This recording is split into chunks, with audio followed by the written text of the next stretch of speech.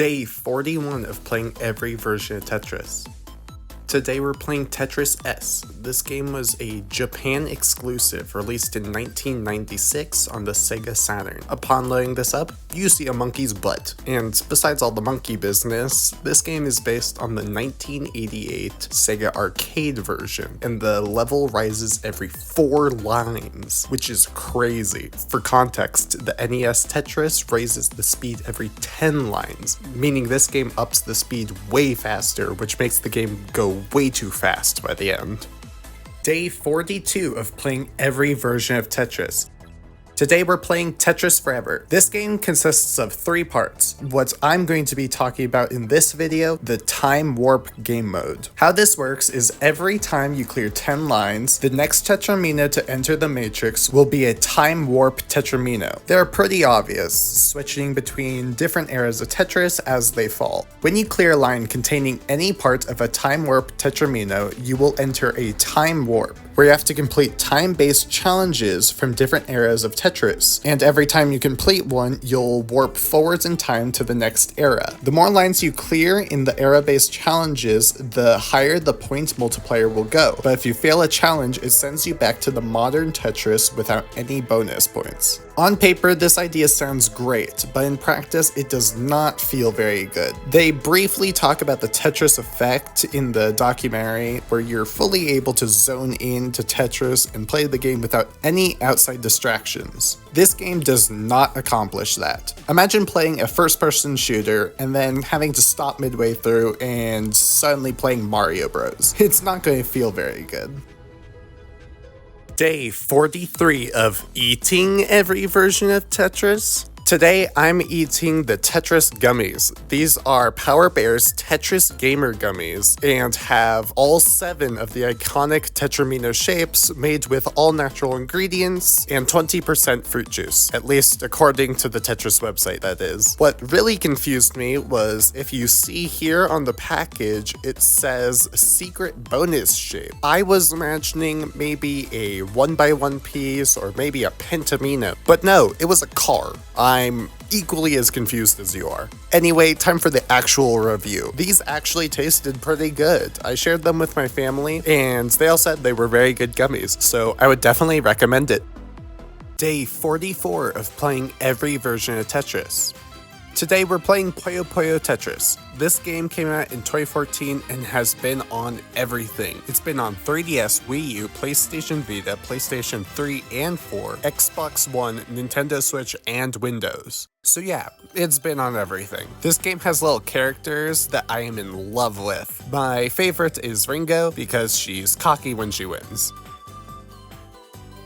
Anyway, this game has a lot of content. Adventure mode, solo arcade, multiplayer arcade, lessons, and online play. So I'm just covering Puyo Puyo, Tetris, and Fusion game modes. Puyo Puyo has you versus a CPU player, and I am not good enough at Puyo Puyo to even give up a fight. The Tetris was great. It has all the modern features, hard drop, soft drop, and hold, so it allows for very high-speed play. You can even buy different art styles in the shop with credits that you get while playing the game. And the last thing I want to mention is the Fusion game mode. The Fusion mode combines both Puyo Puyo and Tetris into one game board, with Tetraminos sinking below any Puyos when placed. This was a little hard to play, but I really enjoyed it. Day 45 of playing every version of Tetris. Today we're playing Puyo Puyo Tetris 2. This game has a new story and characters. This game introduces a new mode, Skill Battle, and new modes in Adventure mode, which acts more like a JRPG than before. It's also stated to have an improved online mode from the first game. This game has made great improvements compared to the original. First, the Puyo Puyo option from the main menu is now a single player instead of a CPU versus battle, which I like way more than the first game. Tetris looks to be the same except for one thing. It's now truly endless. I didn't mention this in the last video, but the Tetris game mode actually ended at 150 lines. Now this game is truly endless. How do I know this? Because I was able to play one game for 2 2 hours. If you've been looking for a good Tetris marathon like I have, this is definitely the game to get. Day 46 of playing every version of Tetris. Today we're playing Tetris Plus for the Sega Saturn. This game features 2 main modes, Classic Mode and Puzzle Mode. Classic Mode offers the standard Tetris experience, while Puzzle Mode presents a mission-based challenge where players must clear a pre-arranged puzzle layout within a limited amount of time. Additionally, there's also an editor available for creating custom levels inside Puzzle Mode. The game also supports competitive multiplayer in both modes. For console versions, there's also a 2-player versus mode, which is essentially puzzle mode, but with 2 players racing to complete the puzzle first. Day 47 of playing every version of Tetris. Today we're playing Tetris Plus for the PS1. In the last video I did on Tetris Plus, I played the classic mode of this game, so today I'm playing the puzzle mode. As mentioned before, the puzzle mode presents a mission-based challenge where players must clear pre-arranged puzzle layouts within a limited amount of time. What I did not mention was that you have to guide the professor down to the bottom of the blocks while playing. This was a very interesting take for making Tetris a puzzle, which was greatly appreciated. Day 48 of playing every version of Tetris. Did you know that you can play Tetris on a PDF? You heard that right. This is Tetris running on a PDF made by Thomas Rinsma. This is possible because PDFs can actually have a little bit of JavaScript code in it, and Thomas was able to recreate Tetris with that little bit of code. You can find out more on his website right here. Anyway, this just blows me away. I cannot understand how people are able to do this. It's beyond cool and exactly what I love to see. It just pushes the bounds of what you think is possible. See you again soon because I'm back. Day 49 of playing every version of Tetris. Today I'm playing Tetrisphere. This is a Tetris version made for the N64. Now this is our first proper 3D Tetris version in a while, so it took some getting used to, especially with this controller. But sadly, I can't show you any of that struggle because my computer decided not to record that. Wait, I wasn't recording? Anyway, this game continues the trend of slapping the Tetris name onto something and hoping someone else will buy it. Kind of. While we do have the Tetris pieces, they are used in a little bit of a weird way. The goal of this game, if you haven't figured it out now by watching the background footage, is to create a hole in the sphere to let these weird Tetris things free. There were some other modes, but this is the one that I played and liked the most. And after you finally understand how to actually play the game, this one is actually pretty fun, and I could definitely get used to this. Day 50 of playing every version of Tetris. Today, I'm playing Tetris Micro Arcade. This is a Tetris handheld that's the size of a credit card and made to fit in your pocket. I've actually used this thing from time to time by actually putting it in my pocket, so the marketing is correct. The game here looks suspiciously like the one on Tetris Tilt, so I wouldn't be surprised if it's the same game. This one does play better though, because it actually has buttons to play with. And I've decided that this will take a spot on my shelf right here. Have a great rest of your day. Play Tetris, my friends. Day 51 of playing every version of Tetris. Today is a 2-for-1 because today we're playing the Tetris board game and its little child. So this is a 2 to 4 player game. Each player has their own board and set of Tetramino pieces. Taking turns, each player draws a random Tetramino and places it onto their board, trying to fit it strategically. Just like the video game that we've seen 50 times now, completing a full row earns you points, but does not disappear. Players must place pieces as they are drawn without skipping or rearranging mid-game. However, you do get 1 hold per game. The game ends when a player can no longer place a piece on their board by filling it up. The player with the most clear lines or highest score is declared the winner. It's pretty fun and translates the video game into real life pretty well. The tiny one plays the exact same, but it's only 2-player, so it's just good for travel. See you tomorrow, and play Tetris, my friends. Day 52 of playing every version of Tetris. Today, I'm playing Tetris Block Puzzle, or Tetris Blast, or Tetris Block Blast. I don't know. This game is just having an identity crisis. Anyway, it's basically just the Tetris company looking at the success of Block Blast and being like, wait a minute! Now, I will say that this footage is a bit old just because I haven't made any videos recently, but the gameplay is still the same. So, what is Tetris Block Puzzle? It's a casual grid-based puzzle game. Unlike traditional Tetris, blocks do not fall automatically. Instead, you are given a set of 3 randomly generated block shapes that you have to place into the grid, aiming to complete full rows or columns to clear and earn points. The game continues until there's no room on the grids to place any of your current blocks. You've seen this game before. It's a pretty good game and a nice time waster, but what annoyed me a bit was that the hold option is only available for adventure mode, but not high score mode, which was a bit disappointing. And it's also a free game, so just like the official Tetris app, it has a bunch of ads. But that's all I have to say. See you later, and play Tetris, my friends. Day 53 of playing every version of Tetris. Today, I'm playing Chromatic Tetris by Mod Retro. This is a new Tetris game for the Game Boy Color released in 2024. It comes bundled with Mod Retro's Chromatic console that I totally own. Anyway, this actually does something that most Game Boy Tetrises don't have.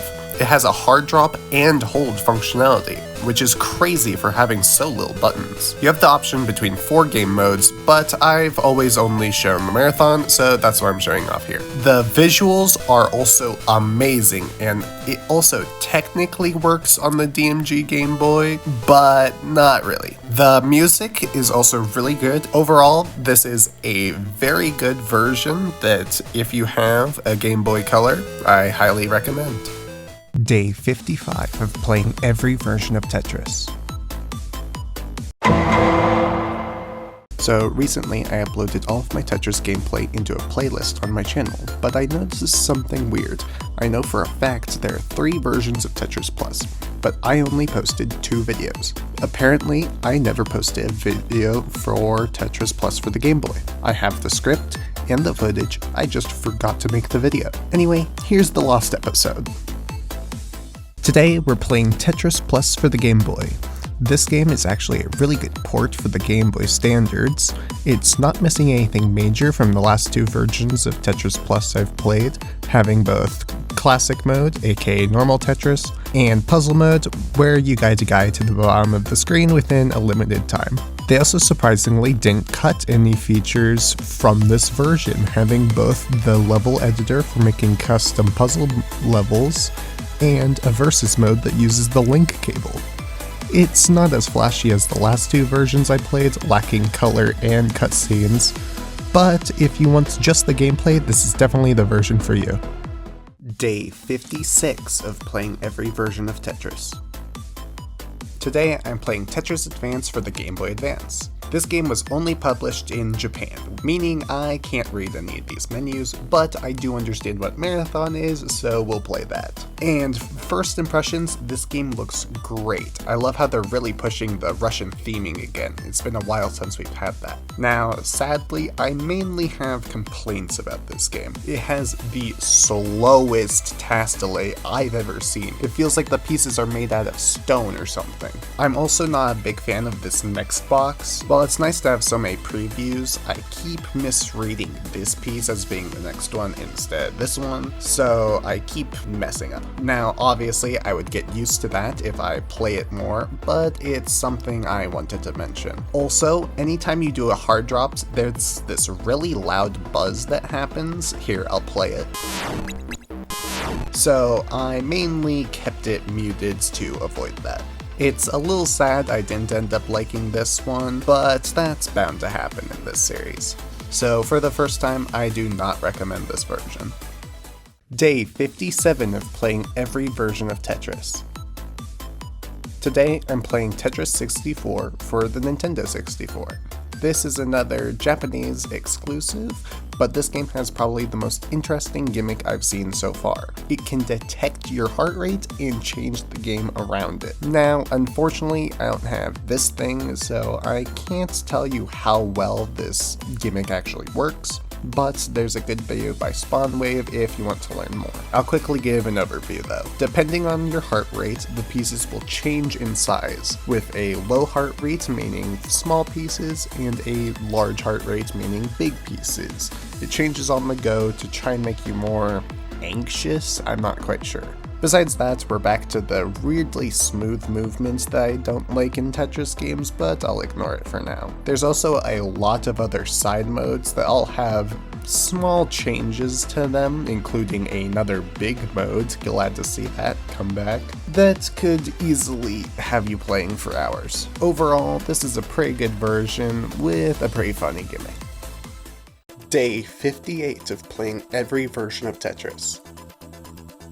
Welcome to day 1 of Grandmaster Week, the week where I play all 5 Tetris Grandmaster games. Today we're playing the original. This game started out life when Ichiro Mihara was watching TV and stumbled across a show called Gotsu Akanji, a Japanese variety show. This time the contestants happened to be Tetris, and Mihara wondered what a proper versus Tetris would look like. Coming out in August 1998, Tetris the Grandmaster filled that void. If you want to learn more about the history of this game, I highly recommend this video by Koro Saga. Anyway, this game uses a different score mechanism compared to most, where instead of using lines cleared, you gain ranks, 9 through 1 and S1 through 9-1, ending with GM, the top rank. This is also the first game with 20G gravity, where pieces land instantly.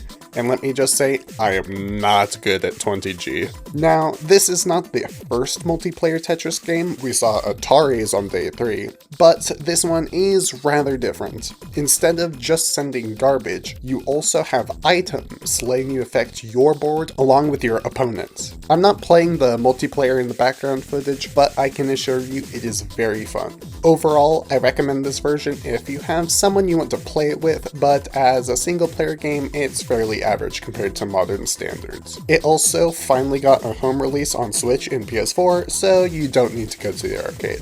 Make sure to subscribe for tomorrow's video. Day 59 of playing every version of Tetris. Welcome back to day 2 of Grandmaster Week, the week where I play all 5 Tetris Grandmaster games. Today, we're playing Tetris the Absolute, the Grandmaster 2 Plus. What a title. This is the plus version of the game that has 5 extra modes. Normal, which removes the rank system and gives you items that can benefit you. Mastered, essentially the same game as TGM1, but makes it harder to get GM by hiding the pieces at the end credits. TGM Plus, modes that has garbage randomly spawn without being in multiplayer. TGA Death, where 20G gravity immediately starts, making it very difficult. And Doubles, where 2 players play on one board and work together to score points. They also added hard drop in this game, and they let you move the piece just a little bit after the hard drop, which I guess makes sense, but I do not like it. It feels like I just spent way too long waiting for the next piece. Besides those changes, the multiplayer stayed about the same as well.